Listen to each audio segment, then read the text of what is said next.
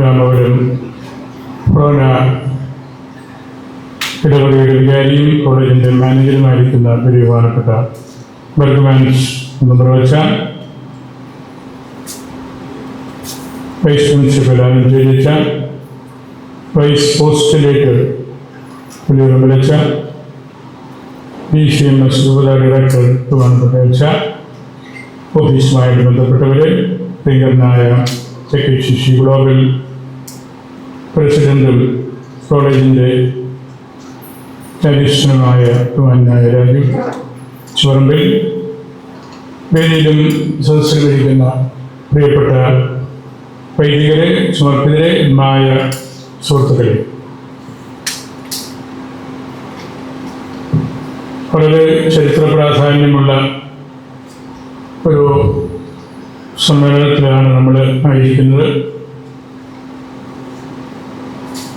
ഈ പ്രദേശം മുഴുവൻ നിറഞ്ഞ കവിഞ്ഞ ഒരു സദസ്സിലായിരുന്നു കുഞ്ഞച്ചനെ വാഴ്ത്തപ്പെട്ടവനായിട്ട് അന്നത്തെ സഭാതലവൻ പ്രഖ്യാപിതാവ് പ്രഖ്യാപിച്ചത്.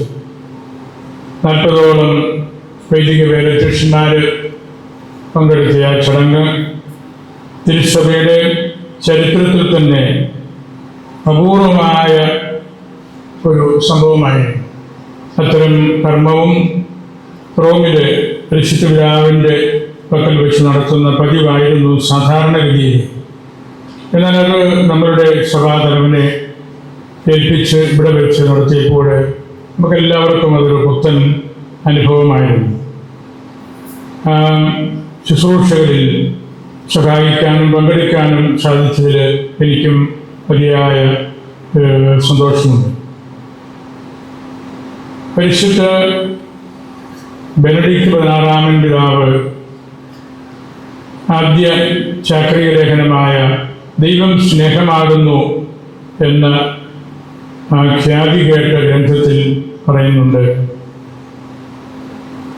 ദൈവത്തിലേക്ക് അടുത്തവൻ മനുഷ്യരിൽ നിന്ന് അകലുന്നില്ല, പിന്നെയോ അവൻ യഥാർത്ഥത്തിൽ മനുഷ്യരോട് അടുത്ത് വരികയാണ്. വിശുദ്ധന്മാരെ കുറിച്ച് ആണ് ആ പാരഗ്രാഫിൽ പറഞ്ഞിരിക്കുന്നത്. വിശുദ്ധന്മാരുടെ ജീവചരിത്രം നമ്മൾ പഠിക്കുമ്പോൾ പരിശുദ്ധ പിതാവ് പറഞ്ഞു, ഒരാൾ സ്വർഗത്തിലേക്ക് പോയപ്പോൾ വാസ്തവത്തിൽ നമ്മളിൽ നിന്ന് അകന്നു പോവുകയല്ല, മനുഷ്യരോട് അടുത്ത് വരികയാണ്. സ്വർഗീയമായ കാര്യങ്ങളുടെ പ്രാധാന്യവും പ്രാമുഖ്യവും അതാണല്ലോ. അങ്ങനെ നമ്മോടടുത്ത് നമ്മുടെ കൂട്ടത്തിലുള്ള ആളാണ് നമ്മുടെ പ്രിയപ്പെട്ട കുഞ്ഞച്ചൻ അഗസ്റ്റിൻ തേവറപുറമ്പിലച്ചൻ. അച്ഛൻ്റെ ഖബറിൻ്റെ സാന്നിധ്യവും നമുക്കും നമ്മുടെ സഭയ്ക്കും ഇതര മതസ്ഥർക്കും വലിയൊരു അനുഗ്രഹമാണ്. അച്ഛന് കൃശഗാത്രനായ ഒരു ആളായിരുന്നു. വണ്ണവും പൊക്കവും കുറവായിരുന്നു. സെമിനാരിയിലെടുക്കാൻ നേരത്ത് ആ കാര്യം ചർച്ചയ്ക്ക് വന്നപ്പോൾ പ്രിയാണശ്ശേരി പിതാവിൻ്റെ പ്രത്യേക അനുവാദത്തോടുകൂടിയാണ് അന്ന് കുഞ്ഞച്ചനെ വൈദിക വിദ്യാർത്ഥിയായിട്ട് സെമിനാരിയിലെടുത്തത്. 12 വർഷം കഴിഞ്ഞ് പട്ടം സ്വീകരിക്കേണ്ട നാൾ വന്നപ്പോഴും കുഞ്ഞച്ചൻ്റെ ഷേപ്പ് ഏതാണ്ട് അതുപോലെയാണ്. അപ്പോഴും അത് പ്രത്യക്ഷൻ ഒരു റിമാർക്ക് എഴുതി ചോദിച്ചു. അന്ന് റോമിൻ്റെ ഒരു വിസിറ്റേറ്റർ മോൺസിഞ്ഞോർ സലേസ്കി നമ്മുടെ അങ്കമാലിയിൽ ഉണ്ടായിരുന്നു. അദ്ദേഹത്തോട് ഈ കാര്യം പറഞ്ഞപ്പോൾ അദ്ദേഹം പറഞ്ഞു, വൈദിക വിദ്യാർത്ഥികളുടെ പൊക്കം നോക്കിയല്ല, അവരുടെ ആത്മീയതയും അവരുടെ ധാർമ്മിക നിലപാടും നോക്കിയാണ് പട്ടം കൊടുക്കുന്നത്. ഒറ്റ വാക്യത്തിൽ ഒരു ഉത്തരം കിട്ടി. അങ്ങനെ ആഘോഷമായ രീതിയിൽ അച്ഛന് തിരുപ്പട്ടം സ്വീകരിച്ചു. പ്രിയാണശ്ശേരി പിതാവിൽ തന്നെയാണ് തിരുപ്പട്ടം സ്വീകരിച്ചത്. പിന്നീട് നമ്മുടെ മാനത്തൂര്, കടനാട് സ്ഥലങ്ങളിലൊക്കെ സ്ഥൈതിക്കടുത്ത് ശുശ്രൂഷകൾ ചെയ്തു. അനാരോഗ്യം മൂലം അദ്ദേഹം വീണ്ടും തിരിച്ച് രാമപുരത്തേക്ക് പോരുകയായിരുന്നു. ദീർഘമായ പതിറ്റാണ്ടുകൾ ഇവിടെ ശുശ്രൂഷ ചെയ്തു. അതിനുശേഷം വാർദ്ധക്യത്തിലും അനാരോഗ്യത്തിലും ആയപ്പോൾ കിടപ്പിലായി. 1973 ഒക്ടോബർ 16 ചരമം പ്രാപിച്ചു. പിന്നീടുള്ള കാര്യങ്ങളെല്ലാം കുഞ്ഞച്ചൻ്റെ വളരെ അനുഗ്രഹദായകമായിരുന്നു. 2004 ചെന്യൻ പദവി, 2006 ഇവിടെ വെച്ച് കുഞ്ഞച്ചനെ ബ്ലസ്സഡായിട്ട് പ്രഖ്യാപിച്ചു. അന്ന് മുതൽ കുഞ്ഞച്ചൻ്റെ ഖബർ വലിയൊരു തീർത്ഥാടന കേന്ദ്രമാണ്. ലോകത്തിലെ അനേകർ ഈ ഖബറിനെ കുറിച്ച് എഴുതിയിട്ടുണ്ട്, സംസാരിച്ചിട്ടുണ്ട്. FCDCI മീറ്റിങ്ങിൽ ചെല്ലുമ്പോൾ ഇതിൽ പങ്കെടുത്ത പിതാക്കന്മാർ, മുതിർന്നവർ ഏതാനും പേര് മരണമടഞ്ഞു. ബാക്കിയുള്ളവരൊക്കെ ഈ ഖബറിനെ കുറിച്ച് അന്വേഷിക്കാറുണ്ട്. മുൻഷിവന്മാർ, പൗരസ്ത്യ സഭകളുടെ പാത്രിയാർക്കീസ്മാർ എല്ലാം ഈ ഖബറിൽ വരികയും പ്രാർത്ഥിക്കുകയും ചെയ്തുകൊണ്ടിരിക്കുന്ന വിശിഷ്ടമായ ഒരു സാഹചര്യത്തിലാണ് നമ്മളിങ്ങനെ ഒരു കുഞ്ഞച്ചൻ ചെയർ എന്നതിനെക്കുറിച്ച് ആലോചിക്കുന്നത്. കുഞ്ഞച്ചൻ ചെയറിലൂടെ നമുക്ക് നല്ല പ്രബോധനം കൊടുക്കണം. ആ പ്രബോധനമാണ് ഇന്ന് സഭയ്ക്ക്, സമുദായത്തിന് ആവശ്യമായിട്ടുള്ളത്. കുഞ്ഞച്ചൻ്റെ കാലത്ത് ഇവിടെ വലിയ പ്രതിസന്ധികളുള്ള ഒരു കാലഘട്ടമായിരുന്നു. തീണ്ടലും തൊഴിലും ഒരു അംഗീകൃത സാമൂഹ്യ വ്യവസ്ഥിതി പോലെ ഉള്ള കാലമാണ്. മേലാളന്മാരായ പഴയ കുടുംബക്കാരുടെ പറമ്പിൽ താമസിച്ച് അവർക്ക് വേണ്ടി പണിയെടുക്കുക എന്നത് മാത്രമായിരുന്നു അവരിൽ നിന്ന് പ്രതീക്ഷിച്ചിരുന്നത്. ഇവിടെ ധാരാളം വീടുകളുണ്ട്. അവരെല്ലാവരും ഇവിടെയുള്ള സാമ്പത്തിക ഭദ്രതയുള്ള ആളുകൾക്ക് വേണ്ടി വളരെയേറെ അധ്വാനിച്ചിട്ടുണ്ട്. തീർച്ചയായിട്ടും അതിൻ്റെ ഒരു സമ്മാനം പോലെ, പണിക്കൂലി പോലെ ചെറിയ തുകകളൊക്കെ നൽകിയിട്ടുമുണ്ട്. എങ്കിലും വളരെ പ്രതിസന്ധി നിറഞ്ഞ ഒരു കാലഘട്ടമായിരുന്നു. സമൂഹത്തിലെ വിവേചനം വളരെ കഠിനമായ രീതിയിലുണ്ടായിരുന്നു. അങ്ങനെയുള്ള ഒരവസരത്തിലാണ് ദളിത് വ്യക്തികളുടെ സംസ്കാരണം ജീവിതവ്രതമായി സ്വീകരിച്ച് കുഞ്ഞച്ചൻ രംഗത്തിറങ്ങുന്നത്. അത് 1, 2, 10 വീടിനെ അല്ല സംബന്ധിച്ചത്, വിശാലമായ ഈ അൺഡിവൈഡഡ് രാമപുരത്തുള്ള എല്ലാവരെയുമാണ്. അത് 4, 5 ചുറ്റളവിലുള്ള വീട് മാത്രമല്ല, പടനാട് വരെയും അങ്ങ് കിഴക്കോട്ട്, തെക്കോട്ട്, പടിഞ്ഞാറെല്ലാം നീണ്ടുകിടക്കുന്ന ഇടവകയാണിത്. നിരവധി കുടുംബങ്ങളുടെ സംസാരണമാണ് അച്ഛൻ ഏറ്റെടുത്തത്. അച്ഛൻ നേരം വിളിക്കുമ്പോൾ കുർബാനയെല്ലാം കഴിഞ്ഞ് ഉപദേശിയും കൂട്ടി ഒരു കരിക്കയിൽ വിളക്കും കയ്യിൽ തൂക്കിയിട്ട് പോവുകയായിരുന്നു. സന്ധ്യയാവ് വരുമ്പോൾ, തിരിച്ചു വരുമ്പോഴുള്ള വെളിച്ചത്തിന് വേണ്ടിയാണ് അത്തരം കരിക്കയിൽ വിളക്ക് അച്ഛന് ഉപയോഗിച്ചിരുന്നത്. അച്ഛൻ എല്ലാ വീടുകളും കയറി ഇറങ്ങി. അച്ഛൻ്റെ മഹത്വം അവരെല്ലാവരും മനസ്സിലാക്കി. അച്ഛനായ ശുശ്രൂഷയുടെ ഇടയിൽ നിരവധി കളരികൾ ഇവിടെ സ്ഥാപിച്ചു. ചെറിയ ഡിസ്പെൻസറികൾ ഉണ്ടാക്കി. ഇവരുടെ സംസാരണത്തിനു വേണ്ടി വ്യത്യസ്തങ്ങളായ സംഘടനകൾ രൂപീകരിച്ചു. ഇടവക വികാരിയോട് ചേർന്ന് നിന്നാണ് ആ കാര്യങ്ങളെല്ലാം അദ്ദേഹം ചെയ്തുകൊണ്ടിരുന്നത്.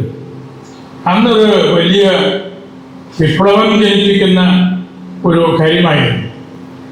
നമ്മുടെ അച്ഛന്മാർ അവരുടെ വീടുകളിൽ പോയി അവരെ ശുശ്രൂഷിക്കുന്ന ആ ഒരു കാര്യം എളുപ്പമല്ല. ഞാനിവിടെ 82, 83, 84 അശ്വന്തിയായിട്ടുണ്ടായിരുന്നു. എൻ്റെ ചുമതലയും ദളിത് ക്രൈസ്തവരെ നോക്കുക എന്നുള്ളതായിരുന്നു. ഇവിടെ ഉപദേശിമാരുണ്ടായിരുന്നു. അവരെ നേരം വിളിക്കുമ്പം എൻ്റെ പള്ളി മുറിയുടെ മുമ്പിൽ വരും. വീട് സന്ദർശിക്കാൻ പോകണം. നമുക്ക് മറ്റ് സൗകര്യങ്ങളുണ്ടെന്ന് പറഞ്ഞാലും അവർ സമ്മതിക്കുകയില്ല. എല്ലാ ദിവസവും ഞായറാഴ്ച ഒഴികെ വീട് സന്ദർശനം പോവുകയായിരുന്നു. അവരെല്ലാം പറഞ്ഞുകൊണ്ടിരുന്നത് ഈ കുഞ്ഞച്ചനെ കുറിച്ചാണ്. കുഞ്ഞച്ചൻ വീട്ടിൽ വരുമ്പോഴുള്ള സന്തോഷം, അവരെ കേൾക്കുന്ന ആ രീതി, അവരോടുള്ള ഇഷ്ടം, അവർക്ക് കുഞ്ഞു പലഹാരങ്ങൾ കൊടുക്കുന്നത്, അവരുടെ തിണ്ണയിലിരിക്കുന്നത്, അവരുടെ കൊരണ്ടിയിലിരിക്കുന്നത്, ഇങ്ങനെയെല്ലാം ഉള്ള വർത്തമാനം ഒരുപക്ഷെ കുഞ്ഞച്ചന് ശേഷം ഇവരിൽ നിന്ന് ഏറ്റവും കൂടുതൽ കേട്ടിട്ടുള്ള ഒരാൾ ഞാനായിരിക്കും. കാരണം നിരവധി തവണ ഇവിടെയുള്ള എല്ലാ വീട്ടിലും ഞാൻ പോയിട്ടുണ്ട്. അവരിൽ നിന്ന് ഒരുപാട് കാര്യങ്ങൾ എനിക്ക് പഠിക്കാൻ സാധിച്ചിട്ടുണ്ട്. അങ്ങനെ കുഞ്ഞച്ചൻ്റെ ആ ഒരു സമർപ്പണം ഈ സമൂഹത്തോടുള്ളത് എത്ര വലുതായിരുന്നു എന്ന് നേരിട്ട് അത് സ്വീകരിച്ച ആളുകളിൽ നിന്ന് മനസ്സിലാക്കാനും പഠിക്കാനും പിന്നീട് അതിൻ്റെ ഒരു റിപ്പോർട്ട് അഭിമന്യ വള്ളിക്കാപ്പുറം പിതാവിന് കൊടുക്കാനും ആ റിപ്പോർട്ട് പോളിസിയിൽ കൊടുത്ത് കുഞ്ഞച്ചൻ്റെ ഈ പദവികൾ മുൻപോട്ട് പോയിക്കൊണ്ടിരുന്നപ്പോഴെല്ലാം അവരടിസ്ഥാനപരമായിട്ട് അത് ഉൾക്കൊള്ളുകയും അതിൽ നമ്മൾ കൊടുത്തിരുന്ന ചിന്തകളാണ് ഡിക്ലറേഷനിൽ അവർ തിരിച്ച് പരിശുദ്ധ സിംഹാസനത്തിൽ നിന്ന് നമുക്ക് തന്നത്. അങ്ങനെ ഈ ഇടവകയുടെ ഹൃദയത്തിലുള്ള ഒരു ഭാഗമാണിത്. എക്സ് കോർദെ എക്ലീസിയെ എന്ന് നമ്മൾ പറയുമല്ലോ. ഹൃദയത്തിലുള്ള ഒരു കാര്യം. കുഞ്ഞച്ചൻ്റെ ശുശ്രൂഷ സ്വീകരിച്ച നമ്മുടെ സഹോദരി സഹോദരന്മാരും അവരുടെ ഇടയിൽ കുഞ്ഞച്ചനൊരു അതിമാനുഷ്യനായിരുന്നു എല്ലാ അർത്ഥത്തിലും. അതുകൊണ്ട് അവർക്ക് വലിയ സന്തോഷമായിരുന്നു. ഒരു വിശുദ്ധൻ വീട്ടിലേക്ക് കയറി വരുന്നത് പോലെ അവർ കണ്ടു. കുഞ്ഞച്ചൻ്റെ ജീവിതശൈലിയും ആഹാര നീഹാര നിദ്രാദികളിലെല്ലാം മിതത്വം അതായിരുന്നു അദ്ദേഹത്തിൻ്റെ നിലപാട്. എനിക്കതൊന്നും വേണ്ട, ഞാനതൊന്നും കഴിക്കില്ല, അതല്ല, എല്ലാ കാര്യങ്ങളിലും മിതത്വം. അവിടെ അദ്ദേഹം ദൈവത്തിൻ്റെ സാന്നിധ്യം കണ്ടു. അത്യാവശ്യമുള്ള ഭക്ഷണം കഴിക്കുക, അത്യാവശ്യമുള്ള പാനീയങ്ങൾ എടുക്കുക, ആവശ്യമുള്ള മണിക്കൂറുകൾ ഉറങ്ങുക. അങ്ങനെ അച്ഛൻ്റെ ആ ഡിസിപ്ലിൻഡ് ആയിട്ടുള്ള ആ ജീവിതക്രമമാണ് ശരിക്കും പറഞ്ഞാൽ ഈ വലിയ സമൂഹത്തിന് നല്ല അച്ചടക്കവും ആത്മീയതയും നല്ല ദൈവ വെളിപാടും ഒക്കെ സ്വീകരിക്കാനായിട്ടിടയായത്. അച്ഛൻ്റെ ശുശ്രൂഷ വളരെ വലുതായിരുന്നു. തോമാശ്ലീഹായുടെയും ഫ്രാൻസിസ് സേവറിൻ്റെയും ഒക്കെ ശുശ്രൂഷകൾ കഴിഞ്ഞാൽ തനിമയുള്ള ഒരു ശുശ്രൂഷ നടത്തിയ ആൾ ചെറുപറമ്പിൽ കുഞ്ഞച്ചനാണ്. അദ്ദേഹം സഹിച്ച കഷ്ടപ്പാടുകൾ മാത്രമല്ല, അദ്ദേഹം അത് സ്വീകരിച്ച വിധം. ഒരുപാട് എതിർപ്പുകൾ കുഞ്ഞച്ചനോട് ഉണ്ടായിരുന്നു എല്ലാ മേഖലകളിൽ നിന്നും. ഇവിടെയുള്ള പഴയ വീട്ടുകാരിൽ നിന്ന്, ചിലപ്പോഴൊക്കെ വിചാരിച്ചന്മാരിൽ നിന്ന്, അസ്റ്റേഷ്യന്മാരിൽ നിന്ന് ഒക്കെ അദ്ദേഹത്തിന് പ്രയാസങ്ങളുണ്ടായിരുന്നു. അതെല്ലാം അദ്ദേഹം ആത്മീയതയുടെ തിളക്കമായിട്ട് കരുതി. ആത്മീയ ജീവിതത്തിൽ ഒരിക്കലും തോൽക്കാത്തവനാണ് അച്ഛൻ. 6000-ൽ പരം സാധാരണക്കാരായ വ്യക്തികളുടെ നെറുകയിൽ മാമോദീസാജലം പകരാൻ കുഞ്ഞച്ചന് കഴിയും. ഓർമ്മ വയ്ക്കുക. അതിനേക്കാൾ വലിയൊരു ആത്മീയ വിപ്ലവം എന്താണ് ചെയ്യാനുള്ളത്? അതൊരു റാഡിക്കലായിട്ടുള്ള മൂവ്മെൻ്റ് ആയിരുന്നു. വളരെ ക്രിയേറ്റീവായിട്ടുള്ള ഒരു നീക്കമായിരുന്നു. ഒരുപാട് എതിർപ്പുകൾ വന്നപ്പോഴും അച്ഛൻ്റെ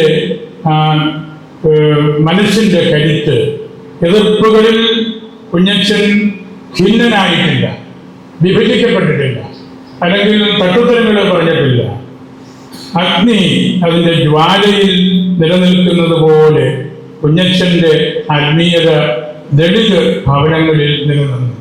അവരെല്ലാം കുഞ്ഞച്ചൻ പറഞ്ഞ കാര്യങ്ങൾ കേട്ടു, ഈശോയെക്കുറിച്ച് കേട്ടു, സുവിശേഷം വായിപ്പിച്ചു. അങ്ങനെ ഈശോയുടെ വിശ്വസ്തനായ കാര്യസ്ഥനായി കുഞ്ഞച്ചൻ പ്രവർത്തിച്ചുകൊണ്ടാണ് സഭാധികാരികൾ അദ്ദേഹത്തിലേക്ക് വീണ്ടും തിരിഞ്ഞ് നോക്കാനായിട്ട് ഇടയായത്. സാധാരണക്കാരുടെ വാഴ്ചപ്പുറങ്ങളായി കരുതുന്ന ധികാരപരമായൊരു സമീപനം സാധാരണക്കാര് പുറമ്പോക്കിൽ കിടക്കട്ടെ, ബാച്ചിലിൽ കിടക്കട്ടെ, വലിയ വേദനാജനകമായൊരു കാര്യമാണ്. അതിനെയാണ് കുഞ്ഞച്ചൻ ശാന്തമായിട്ട് എതിർത്ത് തിരുത്തിയത്. അദ്ദേഹത്തിൻ്റെ ജീവിതം നമുക്ക് നൽകുന്ന കാര്യം, ആരും പുറമ്പോക്കിൽ കിടക്കേണ്ടവരല്ല, നടുമുറ്റത്ത് തന്നെ കിടക്കേണ്ടവരാണ്, ജീവിക്കേണ്ടവരാണ്. എല്ലാവർക്കും സ്നേഹവും പരിഗണനയും തുല്യതയും കിട്ടണം. കുഞ്ഞച്ചൻ്റെ ഓർഡിനറിനെസ്സിൽ ഞാനിവിടെ എഴുതി കൊടുത്ത റിപ്പോർട്ടിലും പറഞ്ഞിരുന്നു, ഒരു വളരെ സാധാരണത്വം മാത്രമുള്ള ഒരു അച്ഛനിൽ നമ്മൾ കണ്ടു പഠിച്ച് മനസ്സിലാക്കുന്നത് ഒരു മഹാത്മാഹുഡാണ്. ഒരു മഹാത്മാവിൻ്റെ കാര്യങ്ങളാണ് നമ്മുടെ ഹൃദയത്തിലേക്ക് കടന്നു വരുന്നത്. അങ്ങനെയുള്ള ഒരു സാധാരണക്കാരിൽ ഒരു മെഗാലോസിക്കോസ്, ഒരു മഹാത്മാവിനെ കണ്ടെത്താനായിട്ട് അദ്ദേഹവുമായിട്ട് ബന്ധപ്പെടുന്ന, അദ്ദേഹത്തിൻ്റെ ജീവിത ശൈലികളെ ഹൃദയത്തിൽ കൊണ്ടു നടക്കുന്ന ആർക്കും സാധിക്കും. നമുക്ക് ഈ ചെയർ ഇവിടെ ഇറക്റ്റ് ചെയ്യുമ്പോൾ പറഞ്ഞാൽ ആ ഒരു പഠന പ്രബോധന കാര്യം നമ്മൾ പ്രൊമോട്ട് ചെയ്യുമ്പോൾ കുഞ്ഞച്ചൻ്റെ പേഴ്സണാലിറ്റിയെ കുറിച്ച് തന്നെ നമുക്ക് നിരവധി കാര്യങ്ങൾ പഠിക്കേണ്ടതുണ്ട്. വിശുദ്ധ സുപ്രിയാൻ പറഞ്ഞിട്ടുണ്ടല്ലോ, നോൺ വോച്ചിസ് സേദ് കോർഡിസ് ഔദിത്തോർ എസ്റ്റ്. ഔദിത്തോർ എസ്റ്റ്, കേൾക്കപ്പെടുന്നത് എന്താണ്? വെറും വാക്കുകളുടെ സ്വരമല്ല, ഹൃദയത്തിൻ്റെ സ്വരമാണ്. നോൺ വോച്ചിസ്, വാക്കുകളുടെ മികവല്ല, സേദ് കോർഡിസ്, ഹൃദയം എവിടെയാണ്, ഹൃദയം എന്താണ് സംസാരിക്കുന്നത് എന്നതാണ് ഔദിത്തോർ എസ്റ്റ്, കേൾക്കപ്പെടുന്നത്. അതിപുരാതനമായ ആ സ്റ്റേറ്റ്മെന്റ് കുഞ്ഞച്ചൻ്റെ ജീവിതത്തെ വ്യാഖ്യാനിക്കാൻ പറ്റുന്നതാണെന്ന് പൂർണ്ണമായി ബോധ്യമിരിക്കുന്നുണ്ട്. കുഞ്ഞച്ചനൊരു പാരഡൈം ഷിഫ്റ്റായി. നമ്മളെന്തെങ്കിലും ഏതെങ്കിലും ഒരു സമയത്ത് ഒരു നല്ല കാര്യങ്ങൾ ചെയ്തു, അതല്ല. പാരഡൈം ഷിഫ്റ്റ് എന്ന് പറയുന്നത് ഒരു റാഡിക്കലായിട്ടുള്ള ചേഞ്ചസ്, നല്ല കാര്യങ്ങളിലെ ലക്ഷ്യം വെച്ചുകൊണ്ടുള്ള മുൻപോട്ടുള്ള പോക്കാണ്. ആ ഷിഫ്റ്റിൽ നിന്ന് നമ്മൾ വിശ്രമിക്കുകയോ പുറകോട്ട് പോവുകയോ ചെയ്യാൻ പാടില്ല. നമുക്കൊരു ഈസി ഓക്സിജനേഷൻ, എളുപ്പത്തിൽ ശ്വസിക്കാൻ പറ്റാത്ത നിരവധി തിന്മകൾ ഇന്ന് നമ്മുടെ സമൂഹത്തിലുണ്ട്. നിരവധി തിന്മകൾ, ഞാൻ അതിലേക്കൊന്നും പ്രവേശിക്കുന്നില്ല. അവിടെയെല്ലാം കുഞ്ഞച്ചൻ നമുക്കൊരു നല്ലൊരു കെടാവിളക്കായിരിക്കണം. നമ്മളുടെ സഭാത്മക ജീവിതം പൊയറ്റിക്കലാക്കാനായിട്ട്, സംഗീതത്തിൻ്റെ സൗന്ദര്യമുള്ളതാക്കാനായിട്ട് കുഞ്ഞച്ചനെ കുറിച്ച് നമ്മൾ പഠിക്കണം.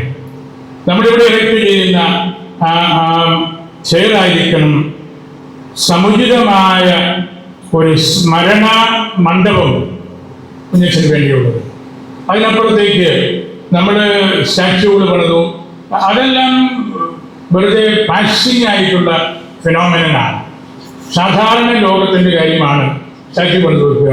അങ്ങനെ അത് വേണ്ടെന്ന് ഞാൻ പറയുന്നില്ല. അതൊക്കെ ഒരു കാലഘട്ടത്തിൽ ഇങ്ങനെ വന്നും പറഞ്ഞും പോകും. ശരിക്കുള്ള കാര്യം എന്ന് പറയുന്നത് സ്മരണാ മണ്ഡപം ഈ ചെയറാണ്.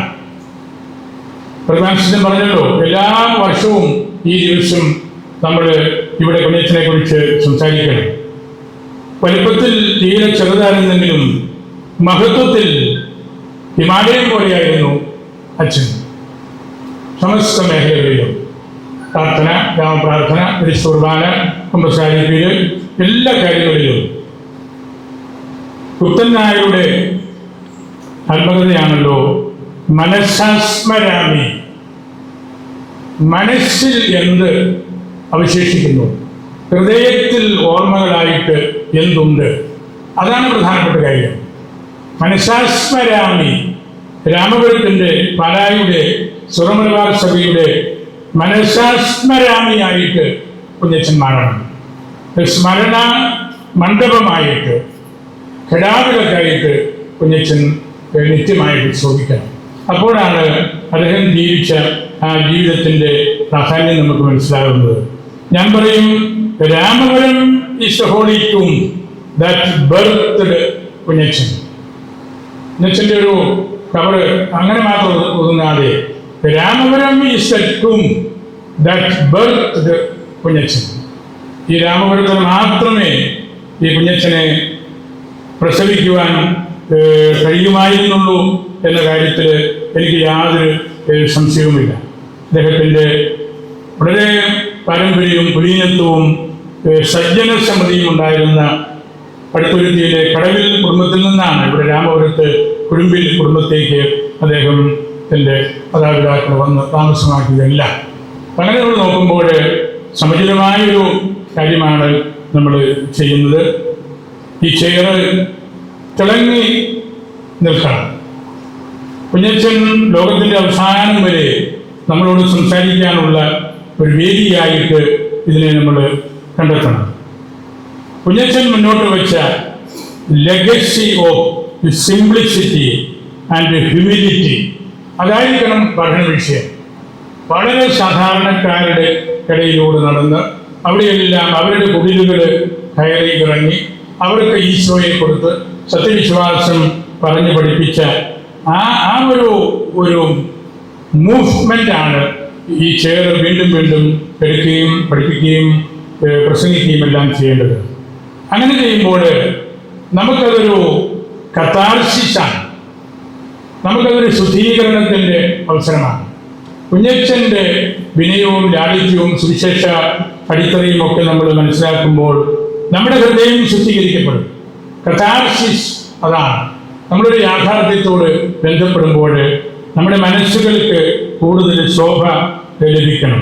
അങ്ങനെ കിട്ടുന്ന ആ ശോഭ നമ്മുടെ നസ്രാണി സഭയ്ക്ക് ആകമാനം ഒരു വാന്ത് കൊടുക്കുവാൻ പ്രാപ്തിയുള്ളതായിരിക്കും.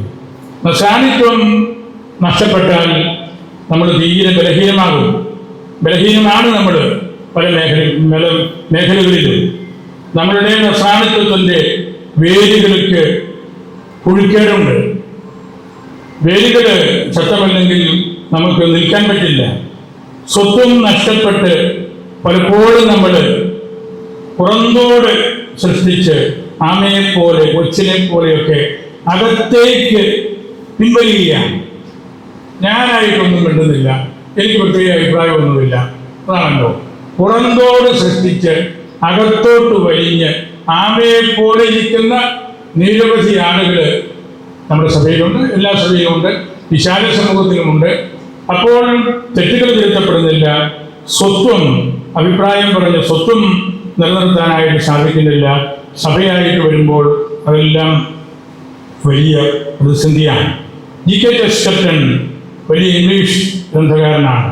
അദ്ദേഹം ഫ്രാൻസിസ് അസീസിയെ കുറിച്ച് പറഞ്ഞൊരു കാര്യം ഞാൻ വായിക്കാം. In appearance he must have been like a thin skeleton, an autumn leaf dancing eternally before the wind. അസീസിയെ കുറിച്ച് പറഞ്ഞതാണ്. ഒരു കാറ്റ് വരുമ്പോൾ അവിടെ കിടന്ന് ഇളകി മറിയുന്ന ഒരു സ്കെലിറ്റൻ അസ്ഥി, അതാണ് അസീസി. അദ്ദേഹം വീണ്ടും പറയുകയാണ്, but in truth it was he that was the wind.